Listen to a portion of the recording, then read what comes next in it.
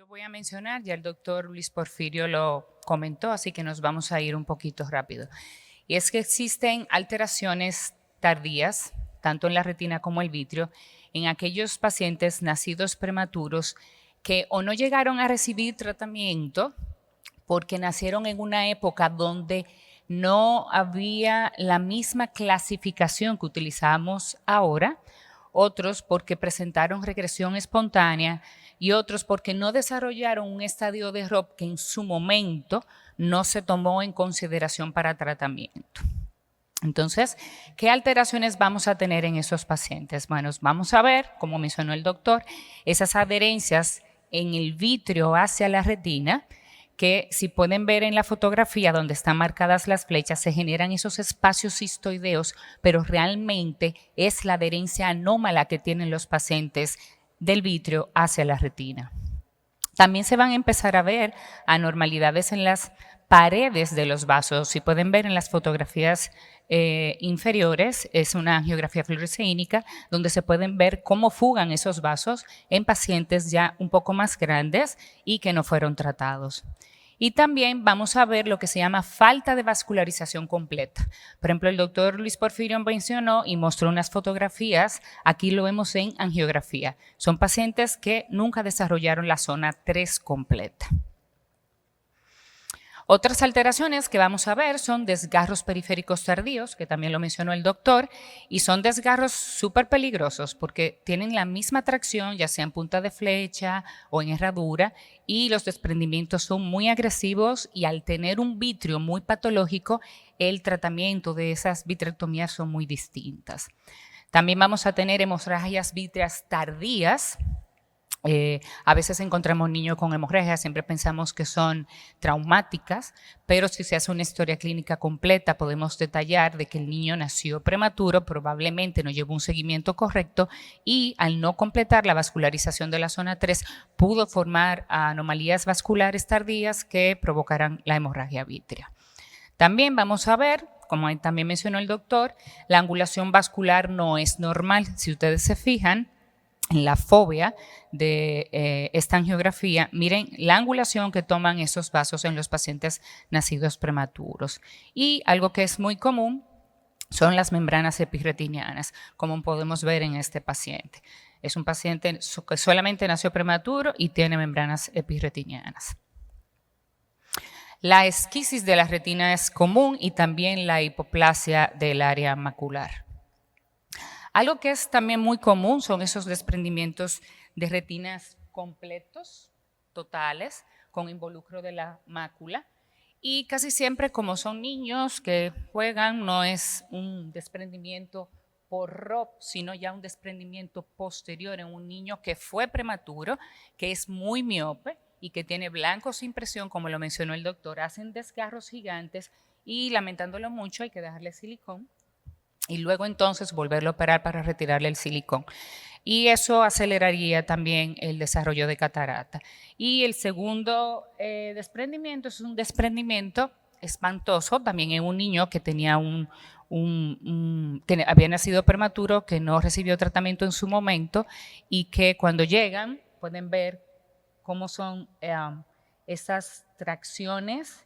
Si ven, la fotografía se ve nervio aquí, porque la cámara no reconoce que es un ojo, que es mácula, que es nervio. Simplemente repite la foto y hace la composición. Y igual, es un niño que se hace cirugía, se hace vitrectomía, se le deja aceite de silicón, pero por bien que nos vaya, ese niño tiene 4 años. Y 4 años y ya tiene un ojo así. Es decir, es un niño que, lamentándolo mucho, va a ser ciego legal y que en algún momento se va a volver a desprender esa retina. Otros hallazgos que vamos a encontrar en los niños que nacieron prematuros es miopía alta, astigmatismo, estrabismo, anisometropía, atrofia óptica y déficit visual cerebral, que es lo que comentaba la doctora Moguel. El déficit visual cerebral no se ve al principio. Muchas veces todos los bebés son iguales, comen, se le pone pamper, todo tan feliz, los papás tan contentos porque fue un niño que, gracias a Dios, a pesar de nacer prematuro, se ve bien, solamente se ve bien al principio, porque luego van a empezar a aparecer esas alteraciones neurológicas. En cuanto a la atrofia óptica, también es muy común. Hay un estudio que lo tiene desarrollando ahora la doctora Cynthia Todd sobre la edad gestacional y la cantidad de fibras nerviosas peripapilares que van a tener esos pacientes y la asociación que va a tener eso con autismo. Se está viendo que esos niños también tienen más posibilidad de desarrollar autismo. La miopía, como todos sabemos, es en la gran mayoría de los pacientes. A menor peso al nacer va a tener mayor posibilidad de ser miope.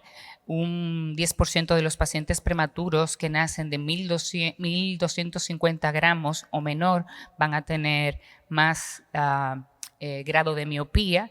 Y aquí el cristalino de estos niños es más grueso y tiene un adelgazamiento postnatal que no se produce adecuadamente como un niño que nace a término. Por eso es más miope. También van a tener un eje axial mayor, que eso a mayor edad gestacional, pues en menor proporción se produce, y pueden tener o no alteración de la curvatura corneal, cosa que no se menciona mucho, pero que si no tienen un desarrollo del segmento posterior adecuado, no necesariamente el segmento anterior también se va a desarrollar de manera adecuada. Quinn y Fielder mencionaban también que las lesiones de retinopatía causan restricción mecánica en el crecimiento ocular. También afecta el eje visual y produce restricciones en el desarrollo del polo anterior. Esos son pacientes que tienen curvatura corneales alteradas y miopía, también por alteraciones anteriores, no solamente por las alteraciones posteriores. Otra cosa muy importante es el astigmatismo. Tenemos que recordar, y fue lo que dijo la doctora, hay que hacer perfectamente la refracción. Hay que volver a hacer esquiascopía muchas veces, a veces lo mandamos al autorrefractor, eso no es correcto. En estos niños se tienen que hacer las esquiascopías, usar prismas si es necesario y colocarle la mejor refracción posible para que tengan la mejor visión, porque el niño que aparte de miope es astigmata es un niño que ve fatal. Si ustedes se fijan, el astigmatismo es lo que me hace ver realmente borroso. Un niño miope se acerca, ve bien, pero un niño que aparte es astigmata no va a ver bien ni que se acerque. El estrabismo, pues es como dijo también la doctora, le dábamos tiempo y le decíamos a los papás, es normal que todavía los ojos se muevan, pero hay un límite para eso. Entonces hay que empezar a revisar los bebés porque el estrabismo en estos niños se empieza a desarrollar del 6º al 9º mes de edad. Y el 10% de los pacientes pues van a tener más alteraciones. Algo muy importante son las alteraciones neurológicas. Por eso es que tiene que haber un equipo multidisciplinario trabajando con los niños de retinopatía. Tú tienes que tener un neurólogo fijo que trabaje contigo para que puedan evaluar a los pacientes. Muchos de ellos tienen parálisis cerebral, muchos de ellos desarrollan autismo, muchos de ellos tienen atrofia óptica por hipoxia y muchos de ellos desarrollan epilepsia tardía. Hay niños que desde el cunero tienen epilepsia y otros que empiezan luego, pero tenemos niños en la consulta que después de los 10 años empiezan a desarrollar epilepsia y está directamente relacionado con la prematuridad. En conclusión, los pacientes nacidos prematuros pueden desarrollar alteraciones importantes de forma tardía. Cuando yo empecé a trabajar aquí en Santo Domingo, le hacía un seguimiento a 5 años. Ahora los niños que tengo tienen 18 años, que es el tiempo que tengo aquí en el país trabajando en esa área. Entonces, esos son niños que nunca van a estar dados de alta. Tiene que haber una comunicación directa con el Departamento de Oftalmopediatría y Neurología. Ya si tienen otras condiciones que hayan que tratar con órbita o lo que sea, pues eso se maneja también. Entonces, gracias. No sé si tienen alguna duda.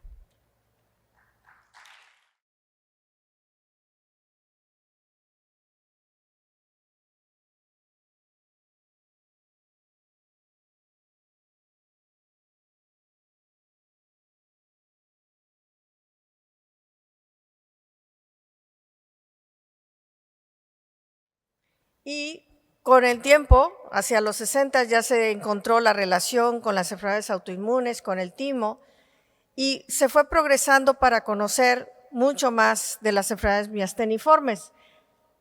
Open Chancano es el primer paciente descrito con miastenia en el condado de Virginia, de los indios de Estados Unidos ahí, y era un guerrero maravilloso, pero decía, está en el libro del condado de Virginia, que entre sus compañeros tenían que cargarlo al final del día, qué miastenia tendría que tener para que tuvieran que cargarlo. Y sí, miren cómo los ojitos se los dibujan un poco con párpados caídos.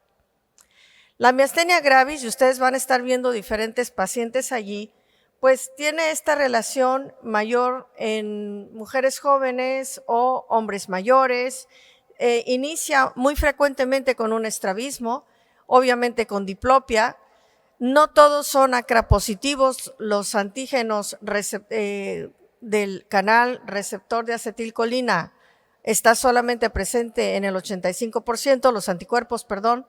Y si la afectación ocular solo se antecede por un mes a los síntomas generales, un buen porcentaje va a migrar a miastenia gravis, pero si no es así, muchos se quedan como miastenia ocular.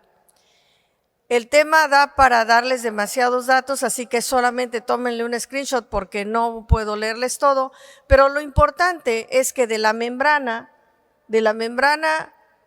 muscular van a haber elementos presinápticos, sinápticos y postsinápticos, y esa magnitud de elementos nos da la posibilidad de que hayan muchas variedades de enfermedad miasteniforme y que no todo sea solo miastenia gravis.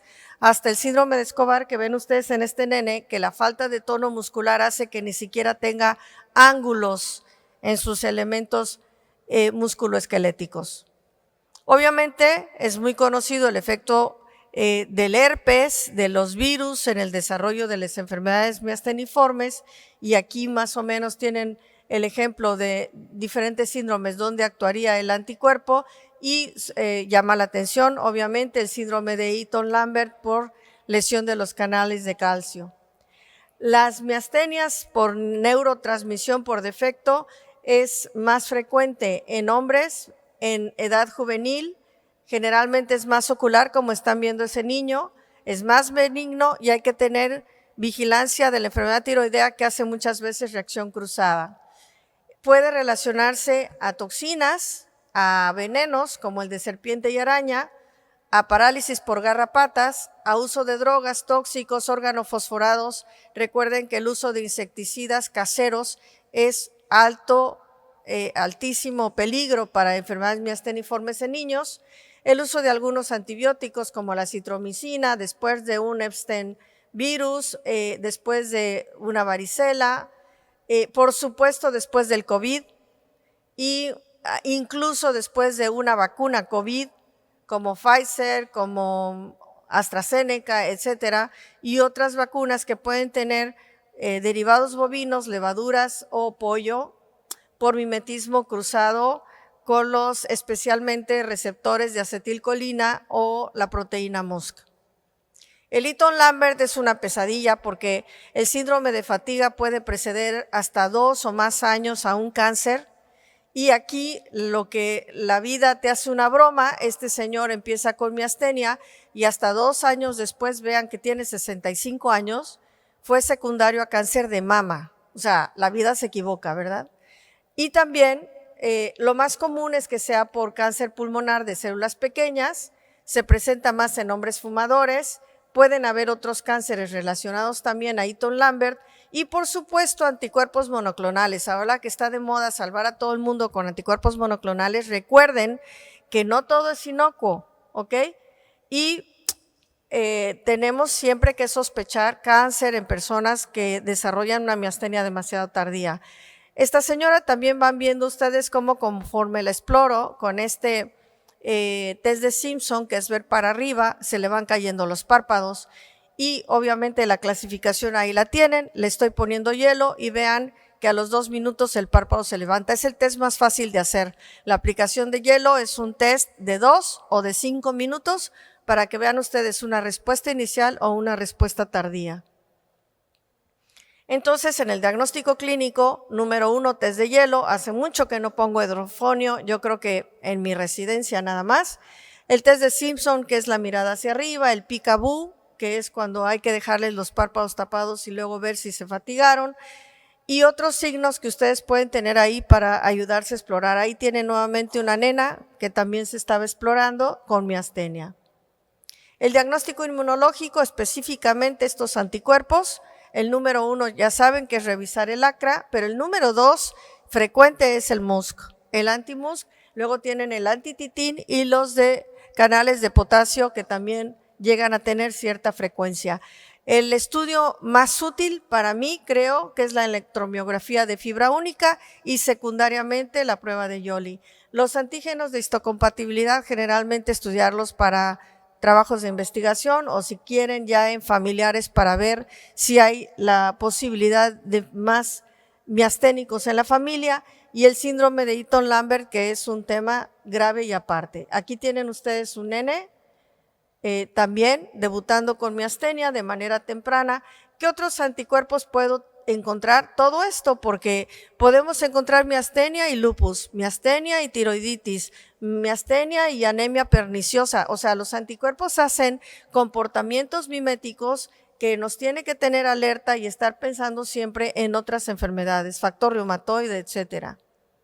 La miastenia ocular tiene una característica muy propia. No funciona la piridostigmina para mejorarla. Y por supuesto, un porcentaje muy alto se van a quedar solo oculares. Bueno, ni tan alto, 14%. Aquí tienen una paciente emperatriz, debe ser reina en su casa. ¿Cómo debutó con esta exotropia, esta falla de movimientos? Y aquí la tienen derechita después del uso de toxina botulínica. Obviamente hay que de todos modos buscar ACRA positivos, pueden estar positivos en un 60%, o otros anticuerpos como ven aquí. Este nene también que debutó con este estrabismo en exotropia, pero además una desviación vertical muy notoria, cuando cambie la mirada ahí la van a ver, parece un Brown. ¿Qué tal que nos equivocáramos de diagnóstico? Hasta 2 años después pudimos demostrar que era una miastenia y ahí lo ven ya completamente derecho con estereopsis. ¿Por qué no perdió visión? ¿Por qué no perdió estereopsis? Porque le estuvimos poniendo toxina botulínica en el tiempo de diagnóstico, que fue larguísimo. Y pienso que eso es lo que hay que hacer. Entonces, durante el diagnóstico clínico vamos a encontrar estas faltas de convergencia, estos párpados caídos, esta chica que parece con defecto de elevación, realmente no es un parinó, es una miastenia. Esta chica que no voltea, vean cómo la magnitud o la variabilidad de manifestación de los estrabismos es whatever, o sea, nos podemos equivocar muy fácil porque el enfermo miasténico va a tener fatiga hacia ciertos movimientos y el estrabismo no va a corresponder con una parálisis, ni siquiera con el estrabismo al frente, con una gran falla de movimiento. Vamos a tener también otras alteraciones en los movimientos acádicos, en los pupilares, en la acomodación. Va a haber diplopia intermitente, estrabismos variables, fatiga de movimiento, nistagmos puede haber también. Y obviamente este fenómeno de quiver movement, que es el temblor a la orden de la sacada y patinado del ojo. Usa toxina porque el tiempo de diagnóstico es largo y tenemos que rehabilitar a estos pacientes. Entonces hay que estarles enderezando los ojitos por lo menos con toxina botulínica. Y aquí ven otra vez una nena que no puede voltear hacia un lado. Aquí, por ejemplo, parece un huevino. Vean que este ojo no entra y vean que este ojo no entra en la mirada contraria. Entonces siempre tener cuidado con los diagnósticos porque puede haber todo lo que quieran en estrabismos. El patrón más común es la exotropia, pero les enseño esta nena con endotropia, es el colmo. Y entonces aquí ya la ven mucho más derecha después de la toxina botulínica. Obviamente, en la enfermedad miasteniforme va a empezar a generar atrofia de las fibras musculares y hay una poca respuesta de los músculos extraoculares a esteroides sistémicos, pero para sorpresa nuestra, miren cómo responde a esteroides locales, y no sé si esto lo ha visto Catherine. Mira, Catherine, este señor con esta exotropia horrible, le inyectan esteroide aquí al músculo más fatigado y está derecho.